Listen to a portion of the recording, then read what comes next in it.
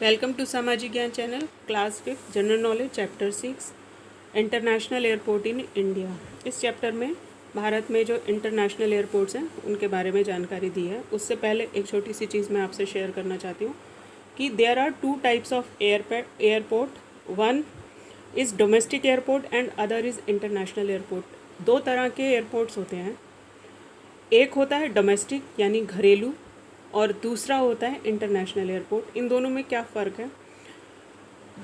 जो घरेलू है, जो डोमेस्टिक एयरपोर्ट है, the difference between them, in domestic airport the flights depart from one state to another. अगर आप दिल्ली में हैं और दिल्ली से आपको लखनऊ जाना है तो डोमेस्टिक एयरपोर्ट आपको जाना पड़ेगा और वहाँ से आपको फ़्लाइट मिलेगी। इसी तरह अगर आप कलकत्ता में हैं और कलकत्ता से आपको एमपी में जाना है, भोपाल में जाना है, तो आप कलकत्ता के डोमेस्टिक एयरपोर्ट पे जाएंगे और वहाँ से आप भोपाल के लिए अपनी प्लेन पकड़ेंगे। ठीक है, ये डोमेस्टिक एयरलाइंस है। और जो अगर आपको बाहर जाना है, लंदन जाना है, जापान जाना है, अमेरिका जाना है, तो आपको इंटरनेशनल एयरपोर्ट पे जाना पड़ेगा। दिल्ली में इंटरनेशनल एयरपोर्ट है IGI, Indira Gandhi international airport. जहाँ इंटरनेशनल लगा है वर्ड, इसका मतलब आप दिमाग में रख के समझ जाइए कि वहाँ से आपको विदेश जाने के लिए फ़्लाइट्स मिलेंगी। ठीक है। सरदार वल्लभ भाई पटेल इंटरनेशनल एयरपोर्ट अहमदाबाद गुजरात में है। इसका भी एक छोटा सा तरीका मैं आपको बताती हूँ कि जितने भी एयरपोर्ट्स हैं उनके नाम, मैक्सिमम के नाम जो हैं वो किसी बड़े लीडर के नाम पे ही रखे हुए हैं। तो जो जिस प्रदेश का बड़ा लीडर है, जैसे सरदार वल्लभ भाई पटेल गुजरात से रिलेटेड है, सुभाष चंद्र बोस कलकत्ता से रिलेटेड है, इसी तरह अलग अलग स्टेट्स में जो इंटरनेशनल एयरपोर्ट हैं वो वहीं के लोकल लीडर्स जो बहुत फेमस रहे उनके नाम पे ही है। तो आप अगर कभी ये आपके दिमाग में आए, आप कंफ्यूज हो रहे हो पेपर के टाइम पे, क्योंकि जब बच्चे पेपर देते हैं तो बहुत प्रेशर दिमाग में होता है और आपको याद ना आए कि ये कहाँ पे है, वल्लभ भाई पटेल इंटरनेशनल एयरपोर्ट कहाँ पे है, तो आप याद रखिएगा कि पटेल जी जो हैं वो गुजरात के लीडर, गुजरात से आते हैं। जैसे मोदी जी गुजरात से आते हैं, उसी तरह ये भी गुजरात से आते हैं। तो अगर वहाँ ऑप्शन है तो आप ऑप्शन में जाके देख लीजिए, और अगर आप ऑप्शन नहीं है तो आप गुजरात अहमदाबाद लिख दीजिए। गुजरात भी लिख देंगे तो भी मैडम आधा नंबर तो दे ही। डॉमलिम एयरपोर्ट, डॉमलिम हवाई अड्डा गोवा में है। कोच्चिन इंटरनेशनल एयरपोर्ट, अब कोच्चिन जो है ये साउथ इंडिया का जगह है, पोर्ट है ये बहुत बड़ा। इंटरनेशनल एयरपोर्ट तो है ही, ये पोर्ट भी बहुत बड़ा है कोच्चि का।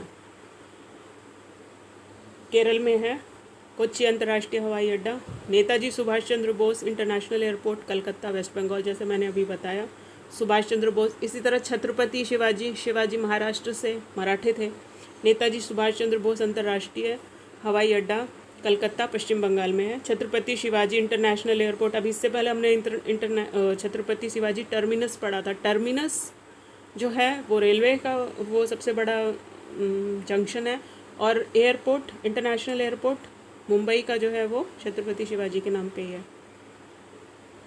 चेन्नई इंटरनेशनल एयरपोर्ट, चेन्नई तमिलनाडु, इसमें तो कोई डाउट ही नहीं है। इंदिरा गांधी इंटरनेशनल एयरपोर्ट, ये दिल्ली में है।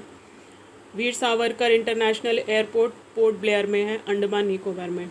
अब वीर सावरकर का जो किस्सा है वो मुझे पता नहीं कितने बच्चों को पता है। वीर सावरकर हमारे बहुत बड़े एक फ्रीडम फाइटर हुए हैं जिनको बंद किया गया था पोर्ट ब्लेयर की जेल में, और उन बहुत तरह के अत्याचार किए जाते थे। पोर्ट ब्लेयर जो है वो अंडमान निकोबार में है, द्वीप है, एक छोटा आइलैंड है। इसीलिए जो वहाँ का ये इंटरनेशनल एयरपोर्ट है वीर सावरकर के नाम में उसको डेडिकेट किया हुआ है। ठीक है। अब है Kempegowda international airport Bengaluru Karnataka. Rajiv Gandhi international airport Hyderabad Telangana में है। ठीक है। इसको मैंने यहाँ एक मैप दिया है आपको नीचे, जिसमें ये एयरपोर्ट दिखा रखे हैं। ठीक है। इससे आपका फ़ायदा क्या होगा, आप हमेशा याद रखिए, ये लैंडमार्क तरीका है किसी चीज़ को याद रखने का। जब मैं पढ़ती थी मैं भी ऐसे ही करती थी, मुझे कई चीज़ों के नाम याद नहीं रहते थे।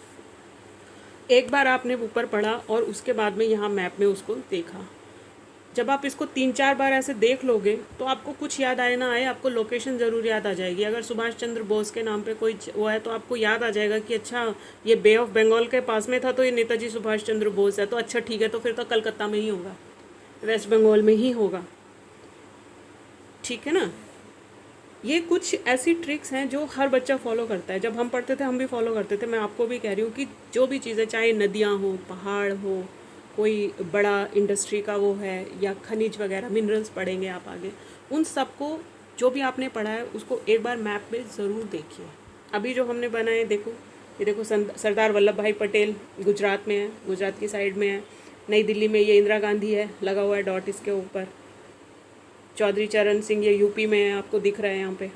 जयप्रकाश नारायण ये बिहार में, गया के पास में दिख रहा है ना। ये जेपी इनके बहुत बड़े बिहार से निकले हुए बहुत बड़े नेता हैं। नेताजी सुभाष चंद्र बोस ये वेस्ट बंगाल में है। तो ये सारे एक बार आप वहाँ से देख लो और एक बार इसको यहाँ पे देख लो। राजीव गांधी ये तेलंगाना में, ये देखो यहाँ पे इसमें बना हुआ है मैप पे। एक बार देख लोगे तो ये, और 3-4 बार देख लो, कोई रोका थोड़ी है किसी ने। जितना देखोगे और समझ के इसको, इमेज जो है वो आपके दिमाग में कॉपी हो जाएगी और फिर ये मिस्टेक्स कभी नहीं होंगी। लाइफ टाइम ये स्टोरेज आपकी बनी रहेगी। आपके दिमाग का जो कंप्यूटर का डाटा है उसमें ये चीज़ फीड हो जाएगी permanently. I hope you like it. Thank you, thank for the watching. और अगर अभी तक आपने चैनल सब्सक्राइब नहीं किया तो इसे सब्सक्राइब कर लीजिए, लाइक कर दीजिए, बेल आइकन प्रेस कीजिए, ऑल का ऑप्शन सिलेक्ट कीजिए। Thank you, thank for the watching.